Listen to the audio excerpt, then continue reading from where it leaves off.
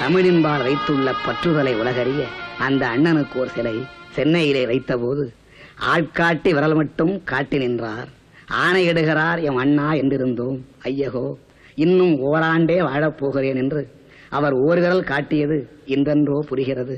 M அண்ணா, இதய மன்னா, படைக்கஞ்சா தம்பி உண்டென்று பகர்ந்தாயே, எமை விடுத்து பெரும் பயணம் ஏன் தொடர்ந்தாய்? உன் கண்ணொளியின் கதகதப்பில் வளர்ந்தோமே, எம் கண்ணெல்லாம் குளமாக ஏன் மாற்றிவிட்டாய்? நிழல் நீதான் என்று இருந்தோம், நீ கடல் நிலத்துக்குள் நிழல் தேடப் போய்விட்டாய். நியாயந்தானா? கடலடியில் இருக்கின்ற முத்தெல்லாம் முத்தல்ல, நான் தானடா நன்முத்து எனச் சொல்லி கடற்கரையில் உறங்குதியோ? நாத இசை கொட்டுகின்ற நாவை ஏன் சுருட்டி கொண்டாய்?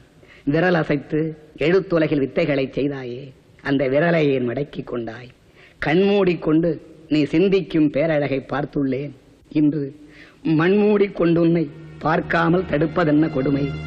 கொடுமைக்கு முடிவு கண்டாய், எமை கொடுமைக்கு ஆளாக்கி ஏன் சென்றாய்?